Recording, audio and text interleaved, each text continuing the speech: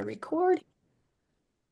All right, and now I'm going to share my screen. We have Pete and Cassie and I have a presentation that we're going to go through with you today to do the kickoff. So bear with me as I figure all this out.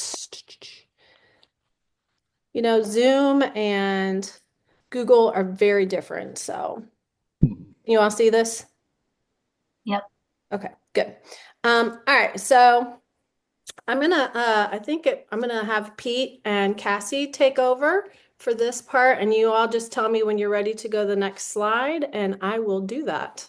Sounds good. And I think I've got the first part, and Cassie will do, well, Christy will do the middle, and then Cassie coming up, and any of us, and you guys too, who are part of this group today, feel free to raise your hand or put something in the chat if you have a question. We do have a couple of stopping points where there will be, questions, but it's totally okay. Put your hand up if you know how to do that in Zoom, or wave it and someone will see it.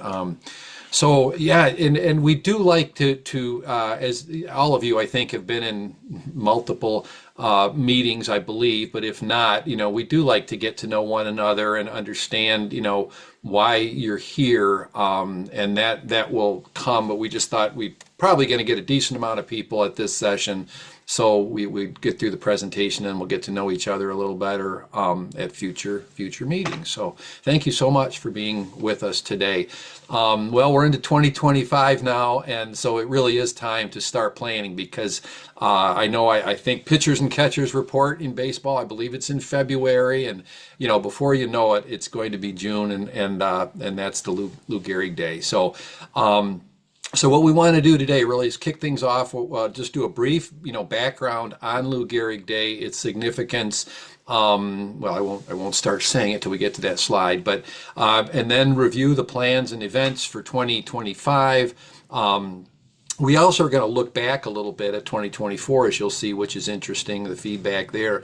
And then we'll look at the different ways that you can get involved.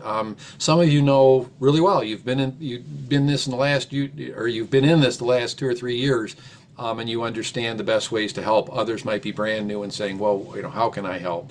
And just ultimately, we're working towards creating a really great day for the fans, the people that come to Lou Gehrig Day knowing what it is, but also maybe we get some people who weren't really aware of it, and we draw them into our community as well. So there's a lot of good stuff coming up today. Okay, Christy. Yep, thank you. So the mission statement for the the IMALS Lou Gehrig Day team is to raise ALS awareness, promote Lou Gehrig Day, celebrate his legacy because he's quite an individual, and then unite the ALS community, for a memorable day. And you could take any of those, and they all have value. And if we can do all 4 of those, then we've accomplished our mission, I think, very well. Christy, thanks. So there's a few different things that the team does, and again, you may have to kind of find your area to help. Maybe you'll help with everything, but one of them, of course, is partnering with Major League Baseball, to provide this tribute to Lou Gehrig and his legacy at each participating ballpark, or as many as we can get that want to join with us and other ALS organizations to really make it a special day and to honor Lou Gehrig, because there's only, gosh, I don't know, there's only maybe 3 or 4 baseball players in the history of the Major League Baseball that have an annual day designated to them, and Lou Gehrig is now one of those. One of the big goals is also to help, focus awareness or increase awareness about ALS. And we do that through social media outreach and community events at the stadium, at local libraries. That's something we're not going to talk a lot about today, but there's a really neat library awareness campaign that takes place the month before Lou Gehrig Day, which is May, which is ALS Awareness Month. And so some of you already know about that. Others might, you might be thinking, well, what's that all about? And later on, there'll be an opportunity to get some information on that or ask questions about that if you'd like. There's also special Live Like Lou, well, I say Live Like Lou. I think my hat, I can't remember if this is IMALS swag or from Live Like Lou. I know the shirt is, you can't see it, but it says Live Like Lou. So One of the fun things, if you're so inclined, is to get some merchandise related to Lou Gehrig Day, and again, get people talking to you. Maybe you're coming up asking about it. That increases awareness. And then a huge part of it is community engagement. A lot of us are well aware of ALS. And we don't need to increase our awareness anymore, but it's bringing people together, because as many of you know, or especially before you got involved in IMALS and other advocacy efforts, it can be a lonely disease as well. So we do some great things to bring people together. Okay, thanks, Christy. So Lou Gehrig Day in general, it's kind of a significant year because this will be the fifth. In 2021, Major League Baseball's Lou Gehrig Day was designated as June 2nd every year. And it was created not by MLB on their own, just thinking, what's a great thing we can do? It was ALS advocates that really pushed this. And it's kind of an interesting background. I won't go into it now, but how this came about. So we can maybe talk about that more at some of the other meetings throughout the winter and spring. But the idea is to elevate the status of Lou Gehrig and raise awareness of the disease that he died of. And since Lou Gehrig Day began, annually it's brought the ALS community together and served as an excellent way to raise awareness. And while it's not one of our major focuses at IMALS, it's also raised a lot of money as well. Okay, thanks, Christy. So some things again about Lou Gehrig Day in particular. It gives us all a moment to reflect on Lou Gehrig's, courage and resilience. Look back on his career, one of the greatest athletes, of in American history, and yet here this disease, just totally changed things for him within a couple of years. But we look back at that again. It's a platform for raising funds and awareness for ALS research and patient support, and it's a day for communities to unite in the fight against ALS. And many of you, I think, are familiar with Chris Snow, the gentleman there, and his family, and just what a great example of a Lou Gehrig Day event.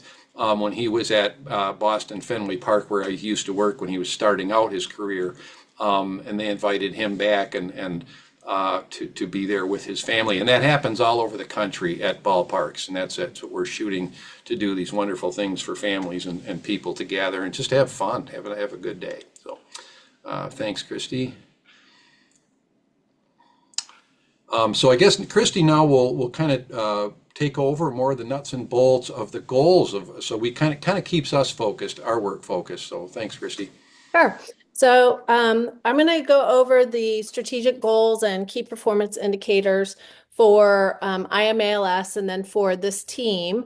And then we're going to go back into Cassie and Pete. We'll talk about what we are going to accomplish this year for Lou Gehrig Day and kind of walk us through a timeline of what we are looking at for the coming months. So the three key performance pillars, if you will, for IMALS are access, so broaden access to ALS resources, action, grow and strengthen engagement in the ALS movement, and then awareness, increase ALS knowledge, competency, and advocacy. And I'm not going to read all these bullet points because there's a lot of them, but you can come back and look at these. So the organization as a whole is looking to do several things this year, and then each of our community teams will be responsible for some key performance indicators associated with these pillars.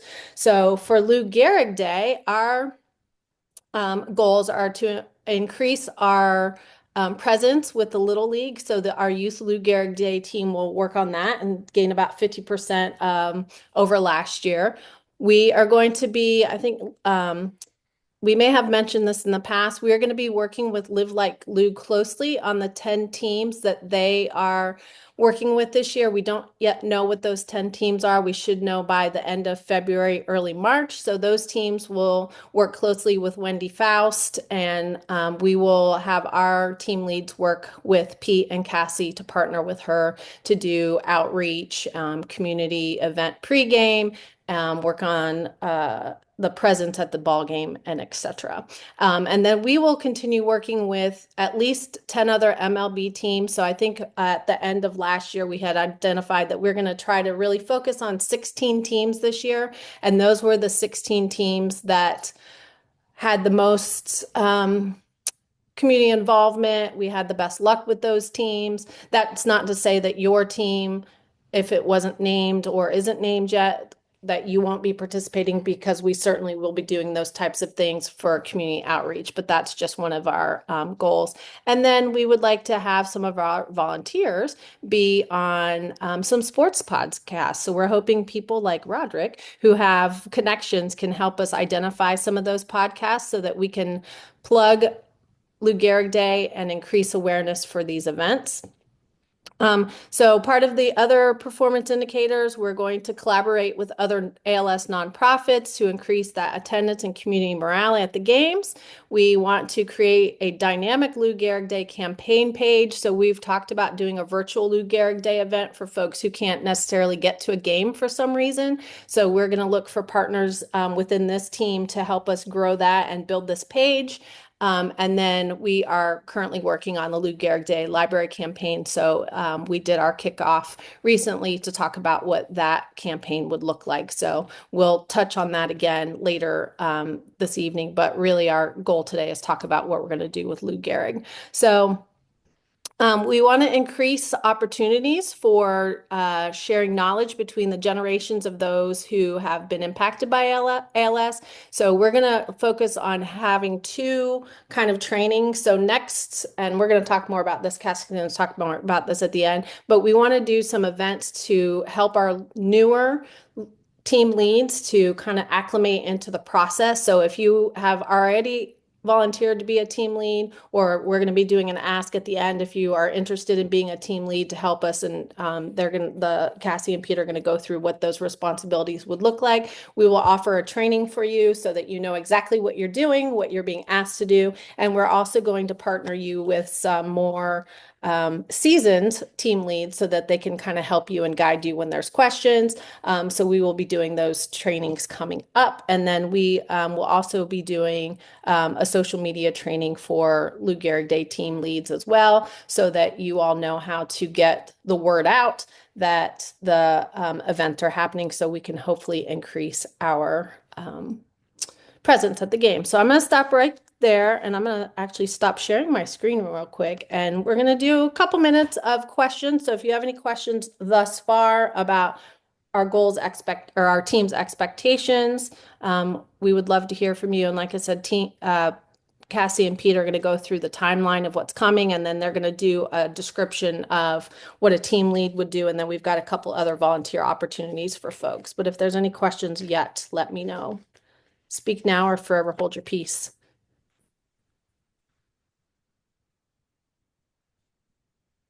No. Awesome, awesome. All right. Well, I will go back into the presentation and kick it back over to Pete and Cassie.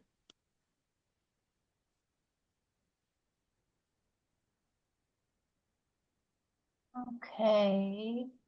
Oh, this Oh, wait, is, this I is think me too, isn't it? you're going to do this part too. Yeah. Oh, sorry. Just kidding. No, More of no me. worries. Yeah. So, at the end of 2024, we did some surveys to the team leads and community members, and as well as our MLB partners. So, I'm just going to walk through some of the feedback so that we can see what worked, what might not have worked, and we've talked about this obviously in the past. So some of the stuff you will already have heard. So some of the feedback indicated what should we keep doing, keep our communication templates. We want to keep our team lead roles and responsibilities, but make them easier to follow. So we definitely took that to heart. And Pete and Cassie and I have been working hard behind the scenes to get the templates clarified, providing examples, making a timeline with a checklist so everyone will know what's expected and when it's expected. What needs to change? We want to make sure that we have those clear partnerships with the other ALS groups as well as the MLB teams. And just a little side note, I have been working with our local basketball team, the Orlando Magic, they're doing a ALS awareness event this Thursday. And I now feel the pain of everyone who had to work with a sports team to get things organized and coordinated and communicated, because their focus is on sports and not necessarily communication. So I feel your pain now as I have been working with them to get it done. It's all going to come together, but now I fully embrace and understand what you all went through as team leads and your frustration last year. So if I could come give you all big hugs, I would. So some of the other things that came up were game day, making sure that there's sufficient accommodation and proximity to bathrooms. So that's something we'll have to work with directly the MLB teams once they give us those block of tickets to make sure that they are putting us close enough to these accommodations so that people have a good time, don't have any issues, and then make sure that there are concise information sharing, providing weekly checklists. So like I said, Pete and Cassie and I have been working hard behind the scenes to get that all ready. So we will work with the team leads to make sure that they understand completely what's going on. And then what needs to be added, sign up links to include connections to ALS. So we will definitely add that once we start getting the sign up links ready. We want to make sure that everybody knows how many people are coming so that we can make accommodations for the pregame meetups. And then the other thing that we got was some feedback from you all. So that was kind of a general feedback. And then we want to make sure that, and again, we're doing this, the team leads will have a full onboarding with clear responsibilities and roles outlined so that you'll understand what's expected. Ensure that all teams, even those who are not going to be part of the traditional Lou Gehrig Day team, that everybody's trained, fully understand expectations for planning. There's lots of information that's going to be shared. We want to make sure that it's timely, that it's relevant, that it makes sense to what you're looking for. We are going to play around with the dashboard to make sure it's easier for people. I know the dashboard last year had the library stuff as well as the MLB stuff, so we're probably going to break that out just so it's not so cumbersome. There's not going to be 37 tabs, for example. It'll be one central location for everybody to use. And then we'll be providing examples for folks so that they know exactly how to communicate with the teams, how to communicate with the communities to get those pregame meetups scheduled. And then we have also been working with the templates to make sure everybody has those communication tools available to them. And that's it. That's it for me. That's it for you. Okay. So now we're going to go like kind of specific. We won't go through all of this stuff in detail, but I'll say this is specific to Lou Gehrig Day. And sort of the small teams that will get together and coordinate all of this stuff. So as I go through, this is high level, like basically where we should be at any time between now and Lou Gehrig Day, and what tasks we would be working on. But no, this isn't like one person working on all this stuff. It's like a team of people. It is handled at the team level. So unfortunately, it's not like we work with MLB and we all coordinate for all the parts. That would be great, but that's not how it works. And so there is some differences between each park and how things kind of pan out. But know that there's a lot of support from Christy, me, and Pete, as well as kind of a small team that will handle all of these tasks at the team level. So to start off in January, the first thing we need to do is obviously figure out a game date. We try to do it as close to June 2nd, but sometimes, we need to do different days. As an example, at the White Sox last year, where I live, it was the weekend before, which was kind of Memorial Day. But that's the first thing we need to do, because then kind of the timeline starts to tick back from that date of all the things we need to do. So that's the most important thing we need to try to finalize as best we can this month. And then we kind of build out our list, which, as Christy indicated, we've got a pretty good checklist, but it might differ depending on what other ALS organizations are sort of in that market, want to help, et cetera. So each team can kind of have their own checklist as they see fit. So as we move on to February, Christy. That's when we start thinking. So now we have our date. We kind of have our general list of things that we know we want to do. So now it's all about logistics, the activities, what meet and greet do we want to do, what community events might happen prior. This is where in February, we also will find out from Live Like Lou who their TIN teams are. And so our main role in working with them is this pregame stuff. And so then we'll know kind of, okay, what do we need to do with them? What are we doing on our own, et cetera? And then we start to build out our marketing and promotion strategy. Here again, this could be different by market. It could be different based on, what a team lead did previous year and what they've learned. But I think that's where these meetings will help, because the more seasoned leads would say, oh yeah, when I did this Facebook blast, man, it really worked well, versus somebody else who might have other experience. So that's how I think some of the camaraderie of this group will help when we start putting together the marketing and promotions stuff. So then as we get into March, we confirm ticketing details. And we'll get to this in a second. There's kind of four main roles that we see as sort of this mini hub for each team. One of them is getting the ticket links, which as Christy has talked about today and in previous meetings, can be kind of a bear. So we're going to try to tackle that perhaps a different way. But that's one thing we want to start doing in March as we're gearing up to June 2nd. And then we'll send the initial invitations just to try to get a pulse of like how many people in our local markets are interested in either helping or attending. So then in April, we start to finalize these pregame things that we've already set back in February and March. Here again, the hope here is that we are working very closely with the other ALS organizations. So, what has happened in the past is all of us are going to the ballpark and saying, hey, we want to do this pregame stuff, et cetera. The idea is to go as a group. So it's one effort and there's not any confusion at the park. So that's when this kind of stuff will happen. We'll finalize that with our partners and with ourselves and organize some of these other deliverables, like any swag that we're going to bring there, like t-shirts, or we had wristbands last year. We had little signs last year. So things like that we'll start to finalize in April because we need to start to place orders for that stuff. Cassie, question on that. Yeah.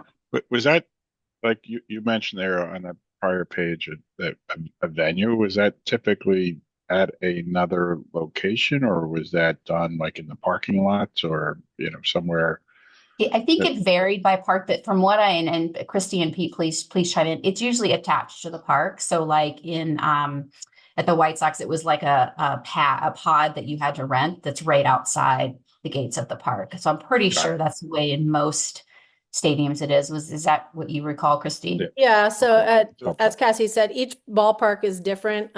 Some of the parks will allow you to set up a space inside the stadium where you can meet. Like I know the Cincinnati Reds, they give a whole space because there was multiple ALS organizations with, a couple hundred community members. So they gave us a space that we could meet. Some folks met in a parking lot out front. There was a couple with smaller groups that met at a local bar right across the street from the stadium. So it depends on the venue. It depends on the people who are coming. I think the key here is to make sure whatever you end up doing based on your market is 100% accessible and easy for anybody who's coming. Mhm. Does that answer your question, Steve? And we can Yeah. get more Yeah. into Thank that. you. Yeah. Yeah. I saw Awesome. venue and I didn't know. Yeah, I know. It really just depends on the park. But yeah, as Christy said, I think anywhere, the whole point is to kind of bring the community together in an accessible way. So wherever we can do that, that's close, I think is acceptable. And so then May, it's literally right before, right? So we're finalizing everything, monitoring these ticket sales, follow up with people who haven't purchased tickets yet. We can kind of we'll get into more detail on this with the team lead training. But at this point, all of the plans should have been laid. And so now you're really just firming up all of the stuff, working with your partners, working with your mini team, and then assembling whatever we need to bring to the park, dividing it up, amongst your fellow volunteers, of who's going to bring what, all of that kind of normal stuff. And then we get into June, and it's all about execution, et cetera. And then I don't know if we had a slide on here, but then afterwards important too, because we do, yeah. So like right after like late June, we're usually talking about, okay, let's do a survey. Let's figure out what worked so we can inform next year, which is, as you can see, like Christy presented, I mean, we've learned a lot from that survey, from talking to everybody and try to make it better every single year. And so that's a really important part too. And I know it's important to sort of keep track of how many people were at, say, the pregame things, because it counts sort of for our awareness numbers and things like that. So that will happen post event, which is kind of equally as important. Okay, so this is what I think is kind of cool, because this wasn't quite as defined last year, and so I think it's really 4 specific ways that volunteers can get involved with this with their local team. So one could be a team lead, and that's probably the biggest job, that's kind of coordinating all of the others. But with the team lead would be, I'll go kind of vertically here, will be the community organizer. So the idea is that the team lead would have a partner or partners that really can help organize the pregame stuff. And as I keep saying, working with other organizations, working with other volunteers in the area. And so they kind of have a partner that can just focus on that part. So they don't feel like they've got to do everything. Then moving over to the right, this MLB liaison with the ticket link. So the goal is to find folks who feel comfortable reaching out to the parks, as Christy said, with the magic. It is not easy to kind of get folks on the same page at the park to get a link. And so the idea is that folks that have been doing this a long time, realizing that relationships are established, whether it be, I know, Pete, you have one at the Tigers, et cetera, but the people who feel comfortable enough kind of know the lingo, know what to ask for, that can assist the team lead to get the link, because that was really a bone of contention last year. And then the last is if none of the others, if you're like, yeah, none of those are doing it for me, social media advocate is an easier way to say, look, I'll help you guys spread the word. We want to get this out. As Christy talked about with the strategic pillars, this is all about awareness. So if nothing else, it's just getting out as much as we can. Whether someone comes to the game or not, it's more about getting awareness out about the disease, so that it becomes, so we can action on that. So those are sort of the four ways. I will say also, Pete will be sending out a survey after this meeting that will kind of give you guys to say, okay, yep, this is my name, this is the team where I live by or that I'm interested in, and these are the ones that I'm really interested in. I'd love to be a team leader. Yeah, I think it'd be cool to be a social media advocate. So that way we can start to, Christy, Pete, and I can put together sort of these little hub teams for each, so you kind of know each other going into it.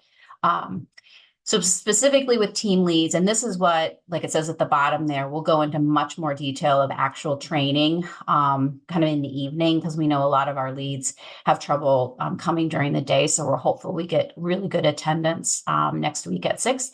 But at a high level, like I said, this is probably the biggest job. You're kind of leading the effort. You're sort of the one, the conductor of the orchestra, if you will, of making sure all of the things and setting all the plans, support from us.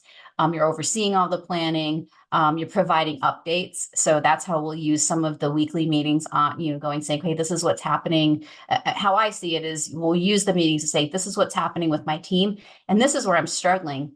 Hey, other team leads, can you help? Like, what have you found? That's where I think this sense of community can help. Because while the parks are different, it's similar in the efforts that we're trying to do. We're all trying to do the same tasks. So I think leveraging this community of team leads will help with that one.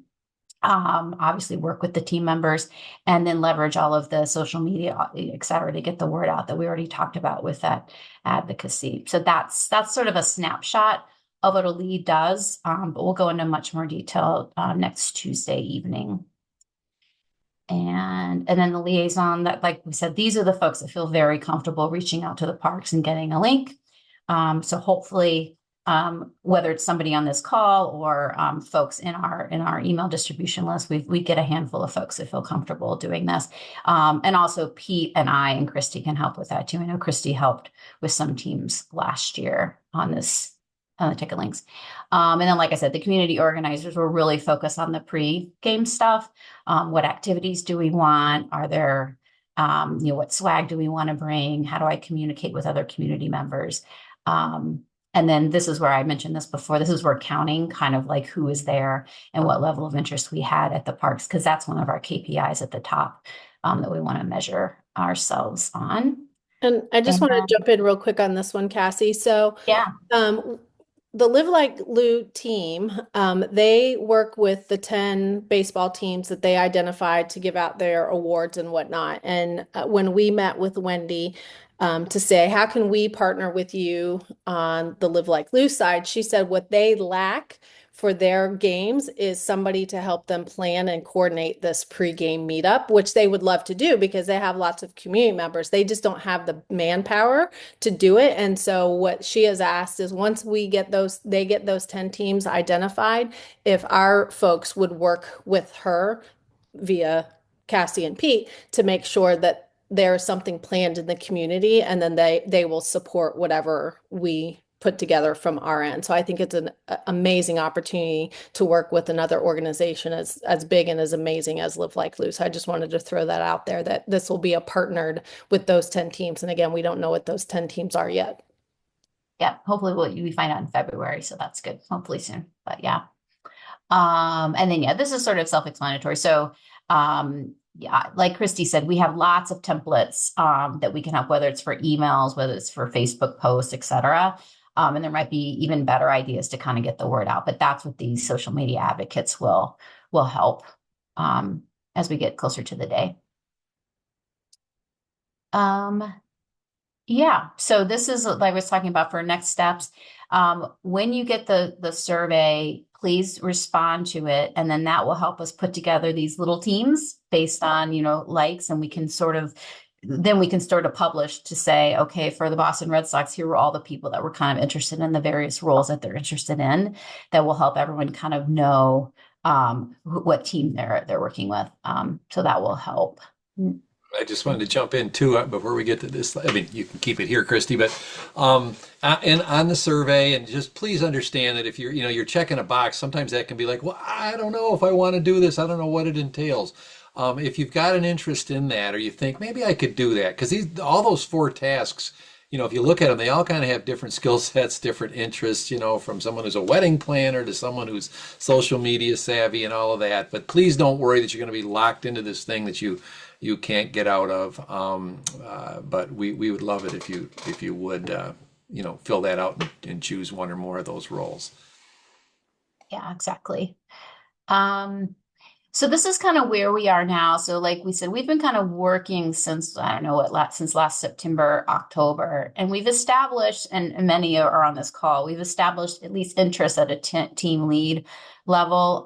These were the 16 focus teams that last year, as Christy said, had a lot of attendance. So you see about 4 there that we haven't identified leads for.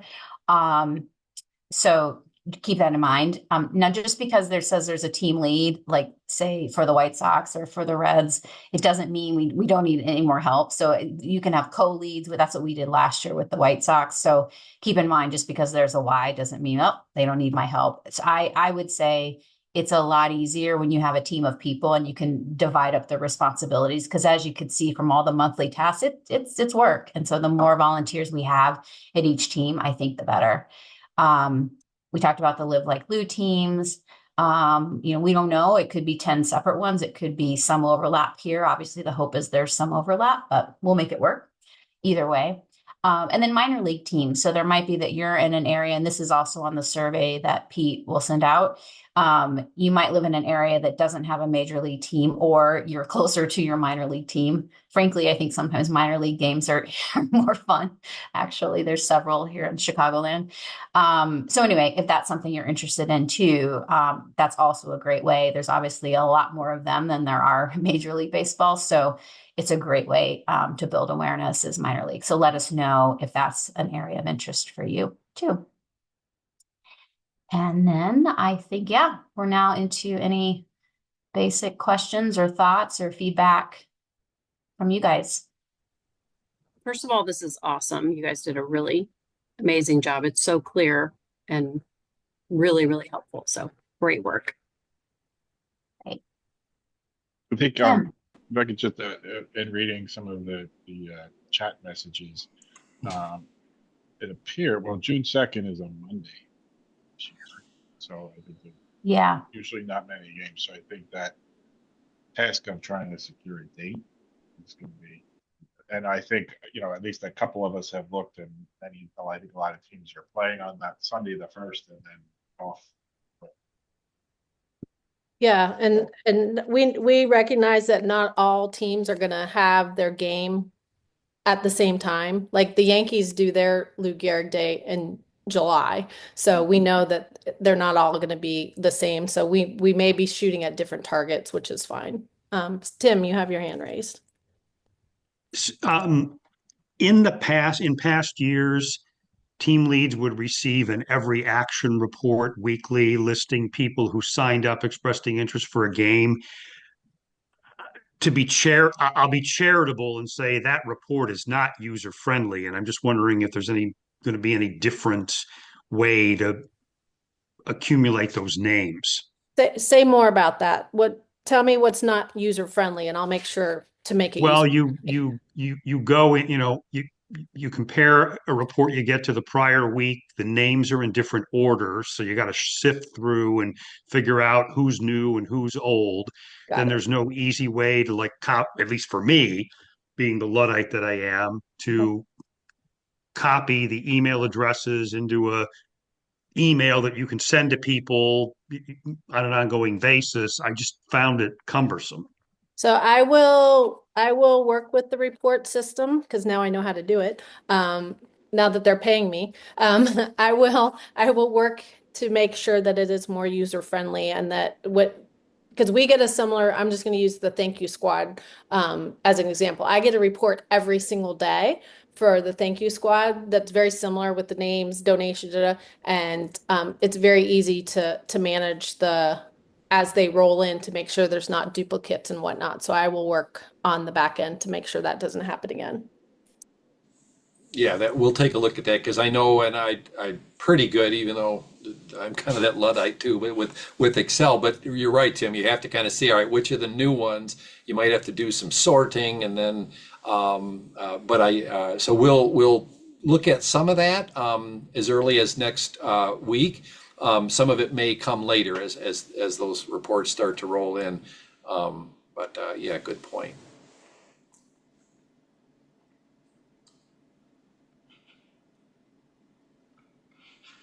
I have a unique question related to what's happening in Sacramento this year.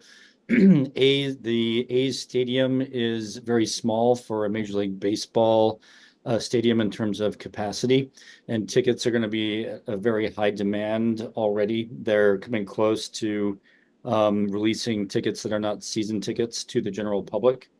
I have a very good connection with the team through the Sacramento River Cats, who are going to be playing in the same stadium, and I hosted a fundraiser for and the legacy and for my film project ALS and U at a River Cats game last year.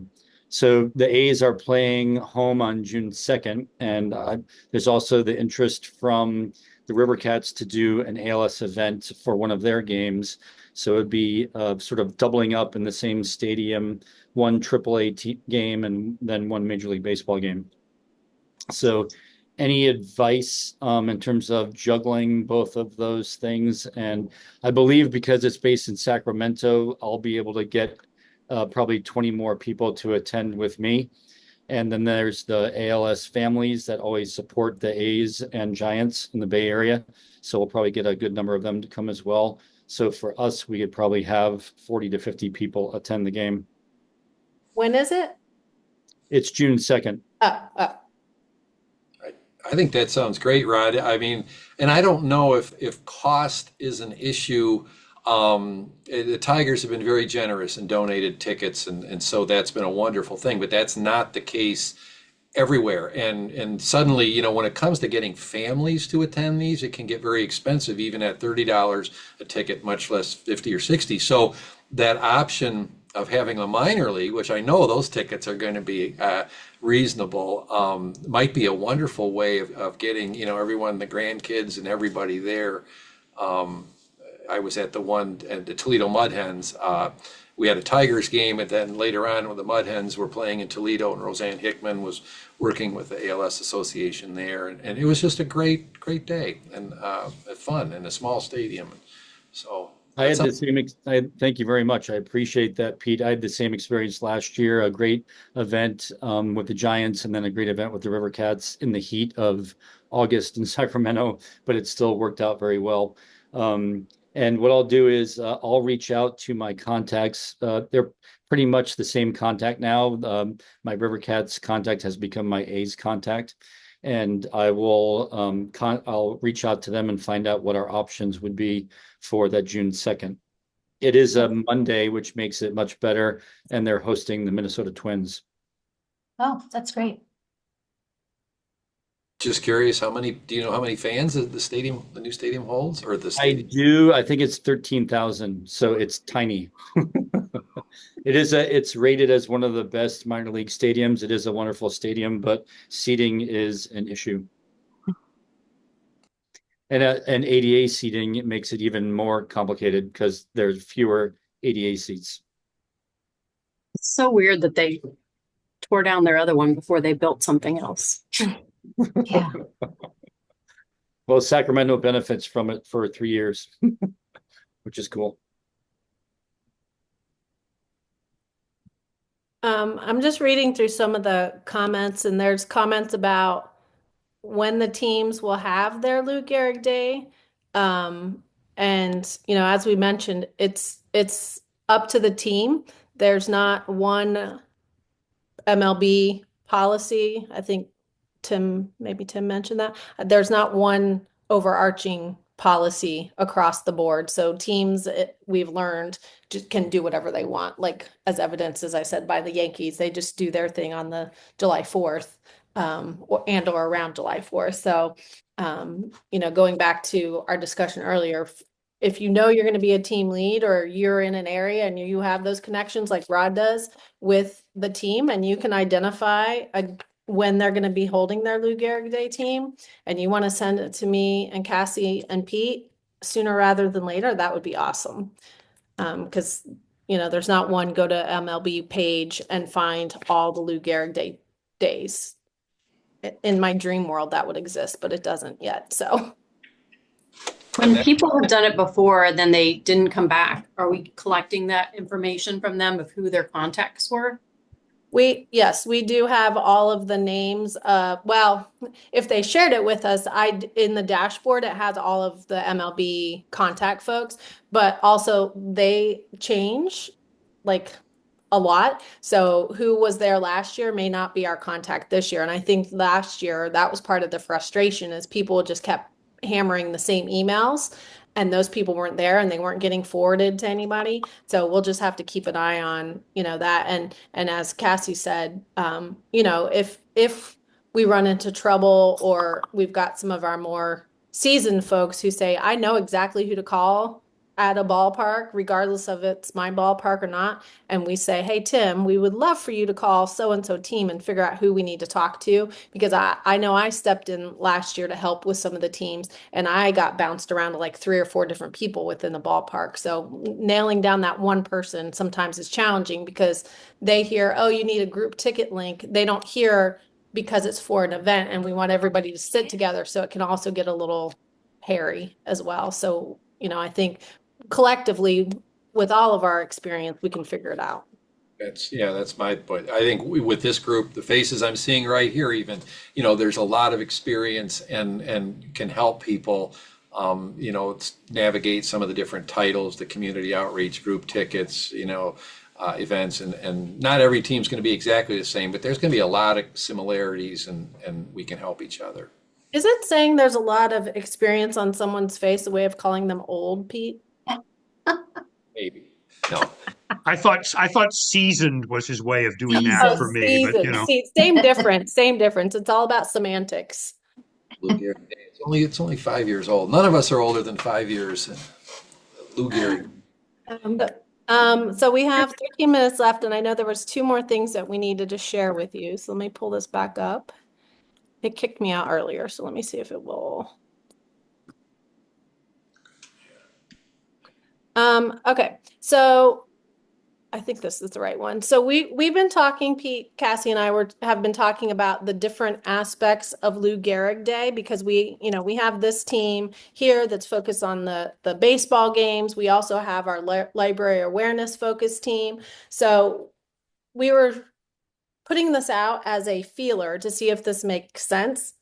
Is that the first and last Tuesday of every month, or however it shakes out, those would be the days where everybody comes together, whether you're working on the MLB side or the library awareness. We just kind of come together, check in, share what's happening, answer questions. And then maybe that second Tuesday of the month can be for the folks who are only working on library awareness events. And then the third Tuesday could be for only the people who are working on MLB focus, because I know sometimes there's not an overlap between the two.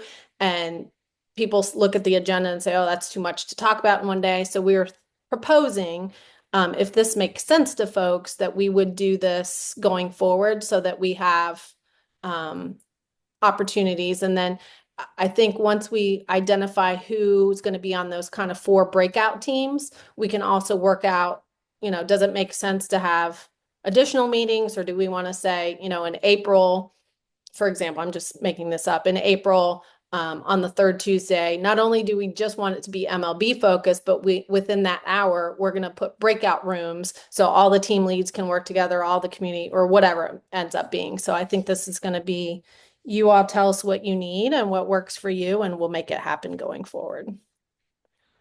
And I think the only other thing I would add is that we know that we want to do one evening meeting, or I guess it's evening meeting a month. And depending on who, like if it's more library folks that can only meet in the evening, so those might be swapped, is what I'm trying to say. So the MLB focus and the library focus, just depending on who the leads are. So if like the majority of our leads can only meet in the evening, well, then obviously we'd swap that. So that will happen when we identify like kind of who is on each area or focus on each area. Right. This is just a proposed thing that I just threw together to just kind of share what we were thinking. So, Yeah. And then the last thing, I think that is Cassie, you wanted to talk about this, yes? Yeah, so this is what we mentioned. So so like we said, we have some people that have already risen their hand for to be a team lead. Obviously, we need some, and then obviously we're gonna have others like for minor league parts and others that aren't on that 16. So all of that to say, the goal is to have a very specialized training next Tuesday at 6 o'clock Eastern. And so if you're interested, let us know. I am going to send something out to the folks who have said, yeah, I'm interested to be a team lead, just to make sure the majority can be there. We're hopeful that this time will work. So, just let me know if it doesn't work. Yeah, and we'll also record it. So if you Yeah. can't be there, you can go back and watch it later. But I think we heard loud and clear that the team leads really want to have more training and better understanding of exactly what's being asked. So I think hopefully this will be a way, and we'll do check-ins along the way. So we're not just going to give you one team check or team training and say good luck, see you on the other end. We'll work with you closely to make sure you all are supported in whatever ways you need. Well, this is perfect timing. Jennifer had asked in the chat about, so we're going to send out, and at the end of every meeting, we that same day or the next summary kind of the meeting, and we'll have the link to the form. And Christy, you might know this. Do you think we have everyone's email address? I know we have many of yours, a team, the big group here. If you don't think we have your email address, you could drop it in the chat because we'll be saving. Yeah, I would like to assume that if they're on here, we do, because they would be part of the listserv. So I have everybody's name here, so I can tell you just glancing, I know we have all of these emails. Cool. If you don't get anything in a day or two, feel free to send any of us an email. I'm guessing you can find it. Christie's might be the shortest address on there, and we'll make sure that you get on the list or resend it. So. Oh yeah, Jennifer says that we don't have hers. So yeah, Jennifer, if you want to put it in here or send it privately to one of us, then we can get you on the list. And then it looks like Kelly says, Christy, this is a good idea, we should consider it. Maybe all the LGD shouldn't be at the 1st and the 4th, since it'd be 2 in a row. So like we want to have all of them like every other week. Okay. I think that's a good call. Yeah, Yep. so we can think about that. That's a great suggestion. Perfect. All right, we have 7 minutes. Any other thoughts, questions, concerns? I have a question. Karen. The Tampa Bay Rays are without a stadium this year, and I'm going to ask for permission to bypass this year and to focus on the minor league teams here in the area. I hate to do it. It's heartbreaking for me because baseball is a big part of my family. But there's no way we're going to be able to tolerate the heat out at the Steinbrenner Field. Just not going to happen. Right. So yeah. thank Yep.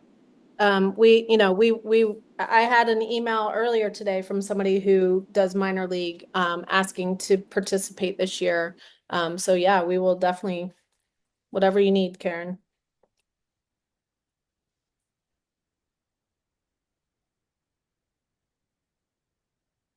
Anything else for the good of the order? Are you excited? Let's see. I need to see some excited faces. I know excitement at 5 o'clock on a Tuesday after being off for 2 weeks is a little challenging, but I hope, I'm looking forward to it. I think we're gonna have a great team this year. Also, I keep forgetting to ask. We do have um the list of books and movies. I know Mike Harrington worked hard on them last year, and there's some new things that have been updated since then. So if you're interested in helping us look at that list to make sure that we're not missing anything about ALS or Lou Gehrig, if you want to shoot me an email, I'll make sure that you get that list of books and DVDs so you can help us update it. Cassie, Pete, anything else? I was just going to say, normally I'd be able to focus 100% on baseball in Detroit because the Lions were never in anything this time of year. But I'll be torn a little bit until mid February, I hope, anyway. So I no longer have to be embarrassed to wear my Lions swag, Pete. person. Anyway, I just want to thanks everybody, for tuning in and spread the word. If you have someone who's just maybe wants to help, say just come to. I have a friend and he's willing to help. He calls like Spence, I'll be your wingman. He works pretty long hours, and so he couldn't make it. But I know he'll be there when I need him, with some specific task. So thank you so much, you guys. Awesome. All right, well, thank you. And we'll get the meeting notes from Steve. We'll get those recording all set up and then we will share it back out with you. And if, like Pete said, if you know anybody else who's interested, please feel free to share all this information with them as well. And if you haven't, Christy, I know sometimes I forget to save the chat. If you could do that, that would be great. Oh, yep, I'm on it. Yep. Oh, thanks. All right, well, thank you all. Have a good rest of your night and we will see you soon. Take care. Bye.